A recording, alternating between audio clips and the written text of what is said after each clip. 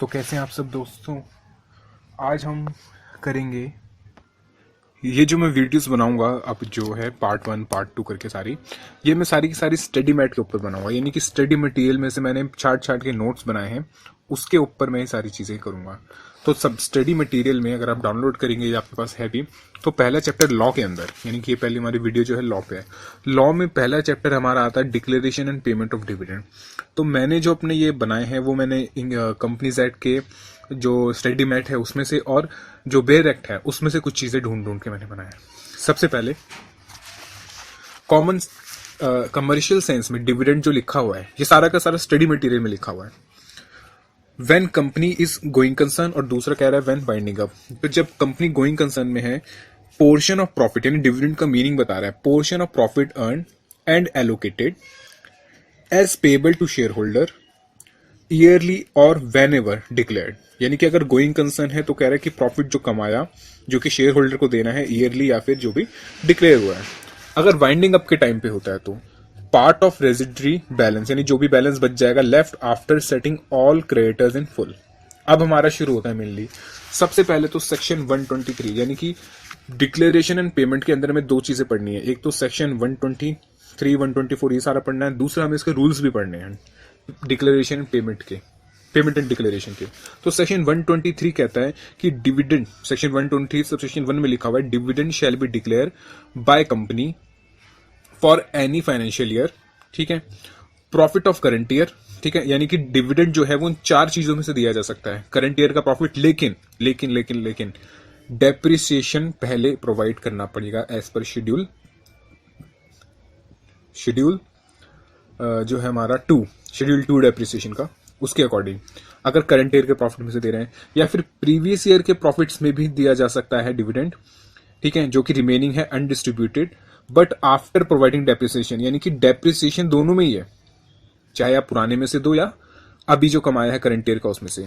Out of both, दोनों में से दे सकते हैं, यानी कुछ इसमें से कुछ इसमें से, या out of money provided by central government या state government for guarantee given by the company. Proviso to section 123 transfer कर सकते हैं, यानी कि रिजर्व के अंदर। यानी कि क्वेश्चन आता है कि क्या कंपनी मैंडेटरी है या नहीं है रिजर्व में ट्रांसफर करने के लिए। तो कंपनीज एक्ट 1956 तो मैंडेटरी करता था, कंपनीज एक्ट 2013 मैंडेटरी नहीं करता। ट्रांसफर कर सकते हैं लेकिन डिविडेंड डिक्लेयर करने से पहले पहले, यानी कि यहाँ पे लिखा है डिविडेंड डिक्लेयर। हम कभी कभी क्वेश्चन में गलती कर जाते हैं, हम डिविडेंड पेड वर्ड लिख देते हैं। यहाँ पेड वर्ड नहीं है, यहाँ पे डिविडेंड डिक्लेयर है, और डिविडेंड डिक्लेयर करते हैं शेयर होल्डर्स, डिविडेंड डिक्लेयर करते हैं शेयर होल्डर, प्रपोज करते हैं बोर्ड ऑफ डायरेक्टर। तो प्रोविजन में लिखा है provided that a company may before the declaration of any dividend, यानी डिविडेंड डिक्लेयर करने से पहले पहले in any financial year transfer such percentage, वो परसेंटेज ट्रांसफर करेगी of its profits for that financial year as it may consider, जो भी company को लगता है appropriate to the reserve of the company. यानी ये प्रोविजो में लिखा है, सेक्शन 128 का जो प्रोविजो है उसमें ये बात लिखी हुई है, provided that where owing to inadequacy और एब्सेंस ऑफ प्रॉफिट, यानी कि जहां कंपनी को प्रॉफिट नहीं है या फिर प्रॉफिट है पर कम प्रॉफिट है और तब भी कंपनी डिविडेंड देना चाहती है, तो वो अपने फ्री रिजर्व्स के अंदर से दे सकती है, या फिर मैं कहूं जो बैलेंस आउटस्टैंडिंग है उसका अनडिस्ट्रीब्यूटेड उसमें से दे सकती है, जो हमने सेक्शन 128 सबसेक्शन 1 में पढ़ा। ठीक है। Propose to declare dividend out of accumulated profits earn by the company in previous year, यानी जो पहले ईयर्स में उन्होंने अर्न किया हुआ, and transfer it to the reserve, और जो रिजर्व में ट्रांसफर कर दिया गया। Such declaration of dividend shall be made only in accordance with prescribe rules, यानी कि यहाँ पे रूल्स की बात आती है। यानी कि अगर करंट ईयर के प्रॉफिट में से डिविडेंड पे करा जा रहा है तो रूल्स कुछ नहीं कहते, तो वो आराम से पे कर सकते हैं। हाँ, लेकिन सेक्शन 128 कहता है कि आपको डेप्रिसिएशन जरूर से माइनस करना पड़ेगा। ठीक है। और वो ये भी कहता है सेक्शन 128 कि अगर आप प्रीवियस ईयर के प्रॉफिट जो आपने रिजर्व में डाल रखे हैं वहां से भी अगर आप पे करते हो तो भी आपको जो आपका डेप्रिसिएशन है कभी कभी वो आपको पहले माइनस करके चलना पड़ेगा, यानी उसमें से हटाना पड़ेगा। अच्छा, अब वो कहता है कि अगर आप पिछले साल के प्रॉफिट्स में से भी बांट रहे हो, यानी कि आप बांट रहे हो एक्यूमुलेटेड प्रॉफिट्स में से, तो आपको देना पड़ेगा अकॉर्डिंग टू द रूल। यानी अब हमें रूल पढ़ने पड़ेंगे। रूल पढ़ने से पहले कुछ प्रोविजन और, provided that no dividend shall be declared, यानी रूल अभी पढ़ना है हमें रूल अभी पढ़ने हैं और रूल ही इंपॉर्टेंट है। Provided that no dividend shall be declare और paid by a company from its reserves other than free reserve, यानी फ्री रिजर्व के अलावा हम किसी से और में से नहीं बांट सकते। कंपनी अमेंडमेंट एक्ट 2015 में लिखा है no dividend shall be declared, यानी डिक्लेयर ही नहीं कर सकते आप, उसने कहा है आप डिक्लेयर ही नहीं कर सकते अनलेस कैरिड ओवर, यानी कि जो आपका पिछले साल का अनएब्जॉर्ब जो प्रीवियस लॉसेज हैं एंड डेप्रिसिएशन अगर आपने प्रोवाइड नहीं करा, यानी कि आपने अगर उनको राइट ऑफ नहीं करा तो आप डिविडेंड डिक्लेयर ही नहीं कर सकते इन प्रीवियस ईयर और year are set off against profit of the company for the current year. ठीक है, अब रूल की बात करते हैं कि भाई रूल क्या है। सबसे पहले तो रूल का नाम क्या है। रूल का नाम याद करना बहुत सिंपल है। द कंपनीज, सबसे पहले डिविडेंड क्या होता है, डिक्लेयर या पेड। सबसे पहले डिविडेंड डिक्लेयर होता है, उसके बाद पे, यानी कि यही रूल है। The company declaration and payment rule 2014, the company declaration and payment rule 2014 as per rule 3 में लिखा है ये रूल एक्यूमुलेटेड प्रॉफिट्स में से डिविडेंड देने पर ही लगेगा, यानी कि अगर हम करंट ईयर के प्रॉफिट में दे रहे हैं तो ये रूल नहीं लगेगा। तो ये रूल क्या कहता है, सबसे पहले तो रूल कहता है रेट ऑफ डिविडेंड के बारे में। Rate of dividend shall not exceed, इससे ज्यादा नहीं हो सकता, किससे ज्यादा, average of the rates eight which dividend was declared, average of the rate at which dividend was declared by it, यानी कि बाय इट यानी company, in 3 years immediately preceding that year, यानी कि कंपनी अगर एक्यूमुलेटेड फंड्स में से dividend बांटना चाहती है तो उसको रूल 3 लगाना पड़ेगा। और रूल 3 कहता है जो रेट ऑफ डिविडेंड है वो आपका एवरेज रेट से ज्यादा नहीं हो सकता। और वो एवरेज रेट कैसे निकलेगा, पिछले 3 साल के डिविडेंड के रेट का एवरेज कर दो, पिछले 3 साल के डिविडेंड के रेट का एवरेज कर दो तो वो आपका एवरेज रेट आ जाएगा। उससे ज्यादा परसेंटेज पे आप डिविडेंड डिक्लेयर नहीं कर सकते, ये रूल कहता है। और ये रूल कब लगता है, जब हम एक्यूमुलेटेड रिजर्व में से प्रॉफिट को बांटते हैं। दूसरा क्या कहता है कि चलो भाई हमने कर लिया, रेट तो डिसाइड कर लिया, अब अमाउंट निकालनी है, उसमें से अमाउंट कितनी निकालनी है, the total amount to be withdrawn from accumulated profit, जो भी एक्यूमुलेटेड प्रॉफिट में से हम पैसे निकालेंगे, शैल नॉट एक्सीड, इससे ज्यादा नहीं हो सकता, 10% of free reserve and paid up share capital, 10% या फिर 1/10 of free reserve and paid up share capital, यानी कि free reserve plus paid up share capital का 1/10 से ज्यादा हम एक्यूमुलेटेड प्रॉफिट से नहीं निकाल सकते। ठीक है, यानी इन दोनों के अंदर कंडीशन है, अगर ये या फिर ये। ठीक है, यानी ये भी लिमिट, ये भी लिमिट। उसके बाद एक और लिमिट, जो बैलेंस बच गया उसमें, जो बैलेंस उसमें बच गया, the balance reserve after such withdrawal shall not fall below, इससे कम नहीं हो जाना चाहिए 15% of paid up share capital. और वो कौन सी होनी चाहिए, लेटेस्ट ऑडिटेड बैलेंस शीट में से। ठीक है, यूटिलाइजेशन, अब जो अमाउंट निकालेंगे उसका यूटिलाइजेशन कहां होगा। सबसे पहले तो the amounts of withdraw shall first be utilize, सबसे पहले तो भाई जो करंट ईयर का आपका लॉस है वो आपको सेट ऑफ करना पड़ेगा। Set of the losses incurred in the financial year in which dividend is declared before declaring of equity dividend, equity dividend declare करने से पहले। तो ये हमारा रूल कहता है 4 पॉइंट कि डिविडेंड का रेट क्या होगा, डिविडेंड जो है वो जो अमाउंट निकालेंगे आप रिजर्व से वो 10% या फिर 1/10 of free reserve and paid up share capital से ज्यादा नहीं होनी चाहिए। उसका यूटिलाइजेशन सबसे पहले तो आपका करंट ईयर का जो लॉस है उसको राइट ऑफ करने के लिए होगा। उसके बाद जो बैलेंस रिजर्व है वो 15% से कम नहीं होना चाहिए of paid up share capital. आगे सेक्शन 123 सबसेक्शन 3, 123 सबसेक्शन 3 कहता है इंटरिम डिविडेंड के बारे में। तो बोर्ड ऑफ डायरेक्टर डिक्लेयर कर सकते हैं इंटरिम डिविडेंड, चाहे तो करंट ईयर के सरप्लस प्रॉफिट से या फिर पिछले प्रॉफिट में से भी, यानी surplus profit in profit and loss account and out of profits of financial year, यानी करंट ईयर के जो प्रॉफिट है उसमें से भी, in which such interim dividend is sought to be declare. ठीक है, अब यहां पे प्रोविजो है, प्रोविजन टू सेक्शन 123 सबसेक्शन 3 कहता है कि भाई जहां से आप डिविडेंड डिक्लेयर कर रहे हो, जहां से आप डिविडेंड डिक्लेयर कर रहे हो उससे पहले क्वार्टर एंड पे आ जाओ, उससे पहले क्वार्टर एंड पे आ जाओ। यानी अगर वहां तक, उससे पहले क्वार्टर एंड तक अगर आपने लॉस अर्न करा है, यानी अपने लॉस इनकर करा है, आपको प्रॉफिट नहीं हुआ, यानी यहां पे डिविडेंड डिक्लेयर कर रहे हैं, इंटरिम डिविडेंड की बात हो रही है, इंटरिम डिविडेंड डिक्लेयर कर रहे हैं, उससे पहले क्वार्टर तक अगर आपने लॉसेस कमाए हैं, लॉसेस जनरेट करे हैं, तो फिर आपके इंटरिम डिविडेंड पे एक लिमिट लग जाती है, आपके इंटरिम डिविडेंड पे एक लिमिट लग जाती है। कितनी लिमिट लग जाती है, जो पिछले 3 साल के डिविडेंड का रेट है पिछले 3 साल के डिविडेंड का रेट है उसके एवरेज से ज्यादा आप नहीं दे सकते। और वो कब होगा? जब आप डिविडेंड डिक्लेयर कर रहे हो उससे पिछले क्वार्टर तक अगर आपने लॉसेस इनकर करे। तो बहुत ध्यान से, अगर if company incurred losses during current financial year में up to the end of the quarter declaration of dividend immediately preceding, इससे बिल्कुल पीछे चले जाओ, date of declaration of dividend. ठीक है, incurred losses during current financial year up to the end of the quarter, यानी यहां तक हमने लॉसेस इनकर करे, यहां से डिविडेंड डिक्लेयर हो रही है, immediately preceding the date of declaration of the dividend. बिल्कुल सिंपल है। चलो आगे। सच इंटरिम डिविडेंड, अब रूल लग गया, shall not be declared at a rate higher than average dividend declared by the company during immediately preceding 3, यानी 3 साल के एवरेज से ज्यादा आप नहीं दे सकते अगर ये कंडीशन पूरी हो जाती है तो। ये प्रोविजो में लिखा हुआ है, रूल में नहीं लिखा हुआ, ये एक्ट में लिखा हुआ है। उसके बाद सेक्शन 123 सबसेक्शन 4 आता है, जो कि है the amount of dividend including interim dividend, यानी कि डिविडेंड में इंटरिम डिविडेंड जुड़ा हुआ होता है।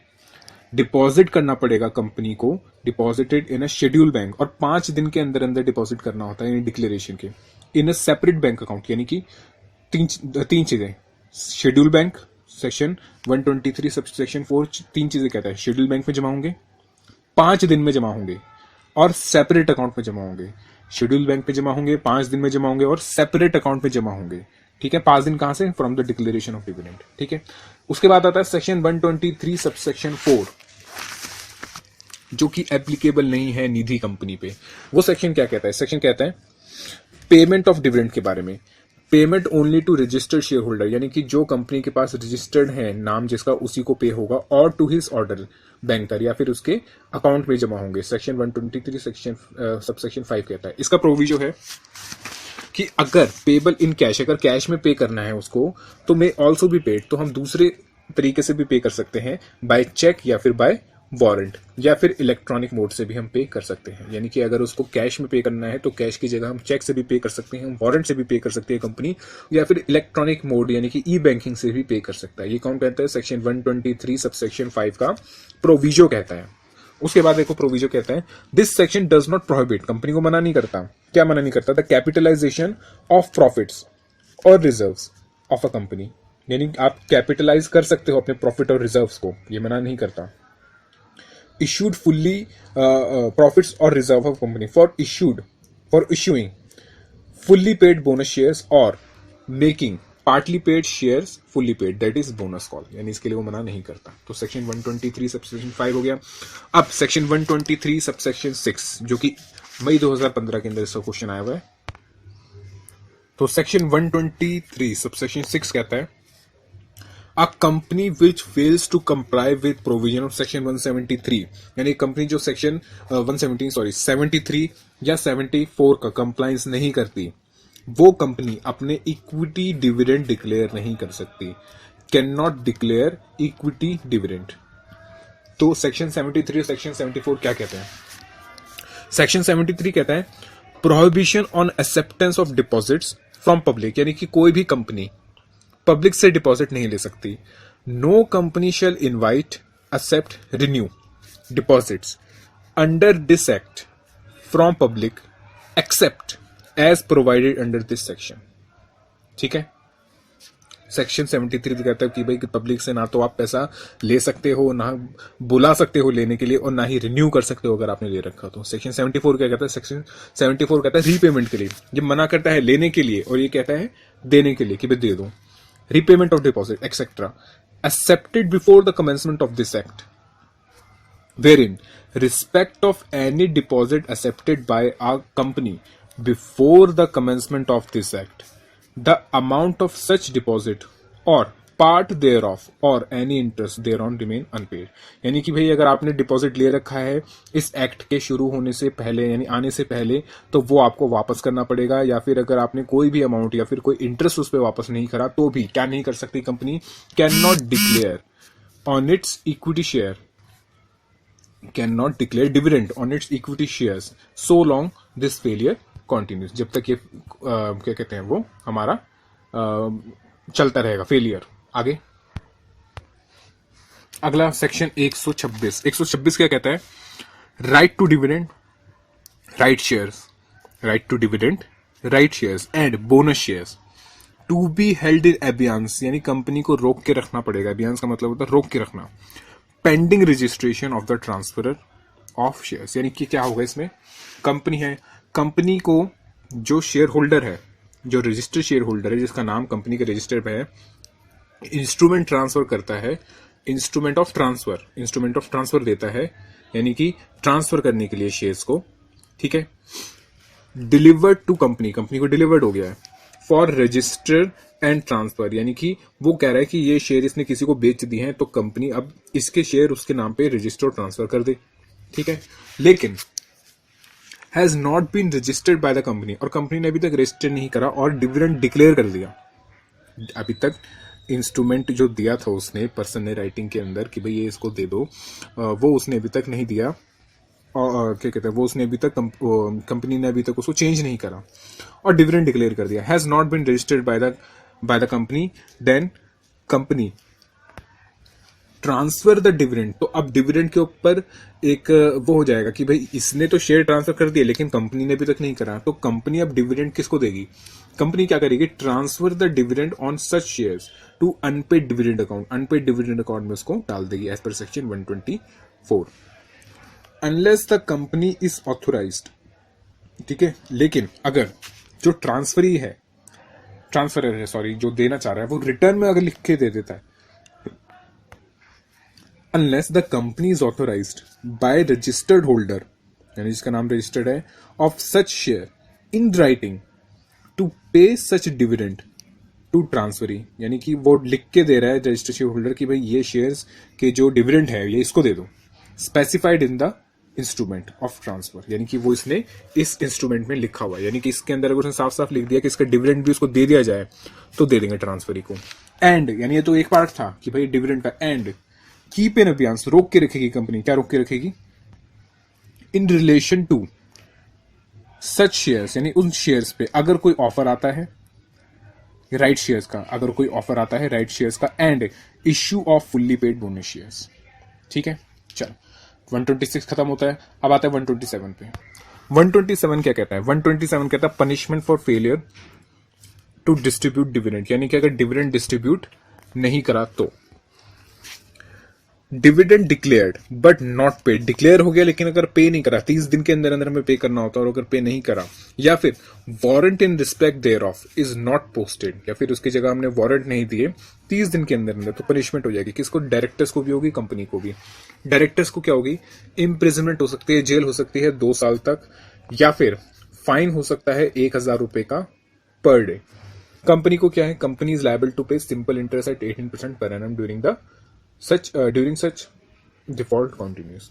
तो ये हमारा पहला चैप्टर खत्म हो जाता है, जो कि पूरा का पूरा मैंने स्टडी मेट से उठाया हुआ है और कुछ चीजें मैंने बेरेक में से भी ले रखी हैं। तो इस 20 मिनट की वीडियो के अंदर मैंने ये पूरा कर लिया। इसके अलावा मैं दूसरी जो क्लास, जो अब दूसरा जो मैं बनाऊंगा इसके अंदर वीडियो, वो मैं अगले चैप्टर का बनाऊंगा, जो कि हमारा है, आप स्टडी मटेरियल में देख सकते हैं, वो है अकाउंट्स एंड ऑडिट का। तो उसके लिए हम वेट करते हैं अकाउंट्स एंड ऑडिट के लिए।